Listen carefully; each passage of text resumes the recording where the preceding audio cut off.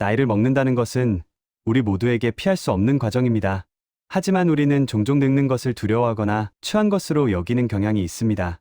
주름, 흰머리, 체력의 변화, 이런 것들은 외형적인 변화에 불과한데도 사람들은 그것을 부정적으로 평가하곤 합니다. 그러나 고대 그리스의 철학자 소크라테스는 이런 생각과 달리 나이를 먹는 과정 자체는 부끄럽거나 두려운 것이 아니다라고 말했습니다. 오늘은 소크라테스의 이야기를 통해 나이듦을 긍정적으로 바라보는 방법을 함께 생각해 보겠습니다. 현대 사회에서는 젊음이 이상화되고 늙는 것이 부정적인 시선으로 비춰지는 경우가 많습니다. 텔레비전, 영화, 광고 등에서 젊음은 활기와 아름다움의 상징으로 그려지고 반대로 나이듦은 쇠약과 추함으로 연결되는 경우가 많습니다. 하지만 이것은 문화적 편견일 뿐입니다. 실제로 주름과 흰머리는 삶을 살아온 흔적이며 경험과 지혜의 상징입니다. 소크라테스는 몸이 늙는 것은 자연스러운 현상일 뿐이며 우리가 두려워할 필요가 없다고 가르쳤습니다.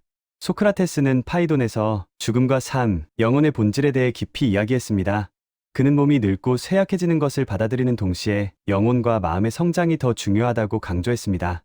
늙는 과정에서 외형적 변화에 연연하기보다 내면의 성숙과 지혜의 축적을 바라보는 것이 진정한 삶의 가치라고 말했습니다. 예를 들어 제자가 스승에게 묻습니다. 스승님, 나이가 들면 사람은 추하고 힘이 없어지지 않나요? 소크라테스는 대답합니다. 몸은 늙어도 영혼은 지혜로 충만해질 수 있다. 주름과 흰머리는 덕을 쌓은 증거이며 결코 추한 것이 아니다. 이 말에서 알 수 있듯 진정한 아름다움은 외형이 아니라 마음과 영혼에서 비롯됩니다. 늙는 것은 단순히 몸의 변화일 뿐 삶의 가치와 아름다움과는 전혀 상관이 없습니다. 오히려 나이가 들수록 삶의 경험과 지혜가 쌓이며 인간으로서의 깊이가 더해집니다. 나이를 먹는 과정에서 우리는 많은 것들을 배웁니다. 젊었을 때는 놓쳤던 기회, 경험하지 못한 순간들을 나이가 들어 다시 돌아보며 이해하게 됩니다. 삶의 흔적, 주름, 흰머리, 때로는 체력의 감소까지도 모두 자신만의 고유한 이야기로 바뀝니다. 소크라테스의 가르침은 바로 이런 삶의 깊이를 존중하고 나이듦을 자연스럽게 받아들이도록 안내합니다. 많은 사람들이 늙음을 두려워합니다.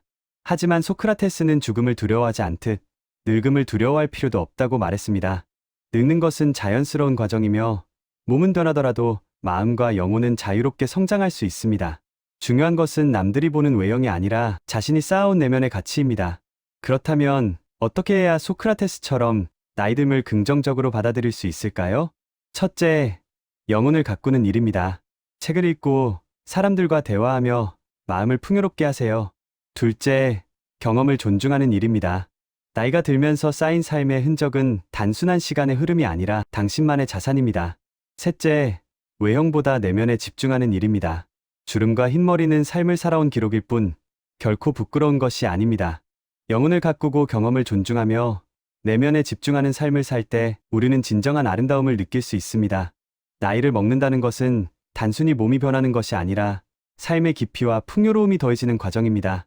늙는 것을 두려워하지 말고 삶의 흔적과 지혜를 기쁘게 받아들이세요.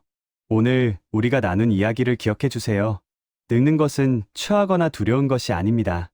오히려 지혜와 덕을 쌓는 과정이며 삶의 깊이를 더하는 귀한 시간입니다.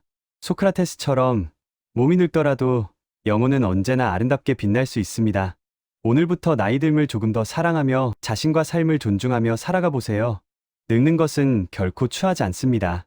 마음과 영혼이 아름다운 삶을 만들어줍니다. 삶의 흔적을 긍정하고 경험과 지혜를 사랑하세요. 그 안에서 우리는 진정한 아름다움을 발견할 수 있습니다.